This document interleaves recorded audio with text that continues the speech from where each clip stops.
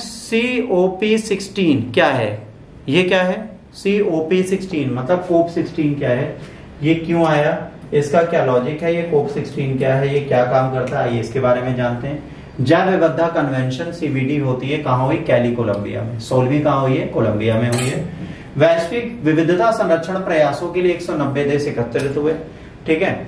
इससे पहले वाला कनाडा के मॉन्ट्रियल में हुई थी। प्राथमिक लक्ष्य क्या है? मॉन्ट्रियल जैविक विविधता ढांचे को आगे बढ़ाना और जैव विविधता के लक्ष्यों को पूर्ण करना। जैव विविधता, बायोडायवर्सिटी बहुत जरूरी है।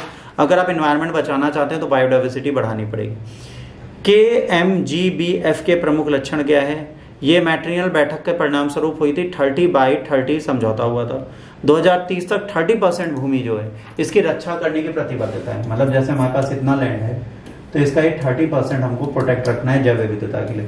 विश्व भर में आज की डेट में 17% से कम भूमि है और 10% से कम कहां पर है? समुद्री क्षेत्रों में। इसका व्यापक लक्ष्य क्या है?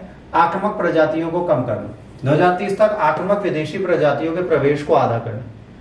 आक्रामक प्रजाति का मतलब क्या होता है? कई ऐसी ग्रीनरी हैं, कई ऐसे जानवर हैं जो नहीं आने चाहिए, इनको कंट्रोल करना। प्रदूषण पर ध्यान देना। 2030 तक हमें पॉल्यूशन खत्म करना पड़ेगा।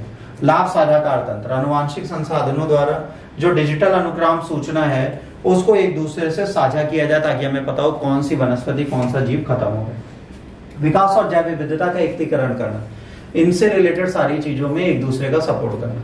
इन लक्ष्यों को क्रियान्वित करने के लिए वित्तीय प्रतिबद्धता की आवश्यकता है। तो प्रतिवर्ष $200 बिलियन की आवश्यकता है, ठीक है। और इसके लिए 1 देने का वचन किया गया। इंटरनेशनली लोग क्या करेंगे? इसमें सपोर्ट करेंगे।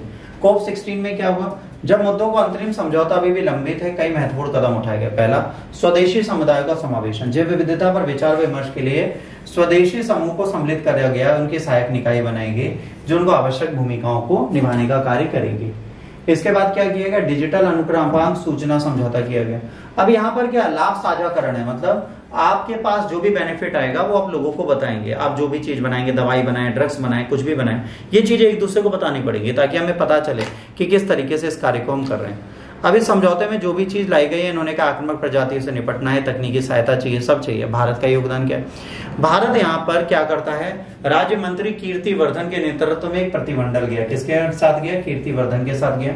कई प्रमुख बिंदुओं पर जैव विविधता की योजना प्रस्तुत की। 2025 से 2030 तक जैव विविधता के लिए लगभग 81,664 करोड़ रुपए आवंटित करने की योजना बनाई गई। 2018 से 2022 तक 32,207 करोड़ खर्च किए जा सके। अंतर्राष्ट्रीय वित्त हेतु आह्वान, इन्होंने कहा है कि प्रति वर्ष हमें इतना पैसा चाहिए, तो $332 बिलियन तकरीबन अंतर्राष्ट्रीय वित्त पोषण द्वारा आ जाएगा, बाकी इनको जोड़ना पड़ेगा।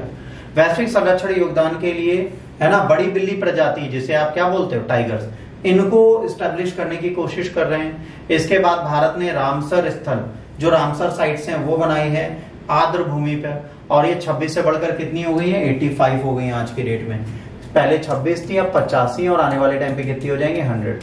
तो आपको क्या है? सारी रामसर साइट के बारे में देखना है, रिसेंटली किनको ऐड किया गया। COP16 जैव विविधता के संरक्षण के प्रति वैश्विक प्रतिबद्धता को डालती है। स्वदेशी समुदाय को शामिल करना, आनुवंशिक संसाधनों का लाभ साझाकरण करना, सफल पर्याप्त वित्त पोषण पर निर्भर करता है। देखिए, अगर आप कोई भी टेक्नोलॉजी चाहते हैं, कोई भी चीज चाहते हैं, तो आपको क्या चाहिए? पैसा। और आज भी इस चीज की सबसे बड़ी प्रॉब्लम क्या है? पर्याप्त बजट नहीं है। जब तक इसका बजट पूरा नहीं हुआ तब तक 2030 में जो चीजें इनको पूरी करनी है उसके लिए क्या चाहिए? अंतर्राष्ट्रीय समर्थन चाहिए, जो अब इनको नहीं मिल रहा। अगर ये नहीं मिलेगा, जैव विविधता के कार्यों को ये नहीं कर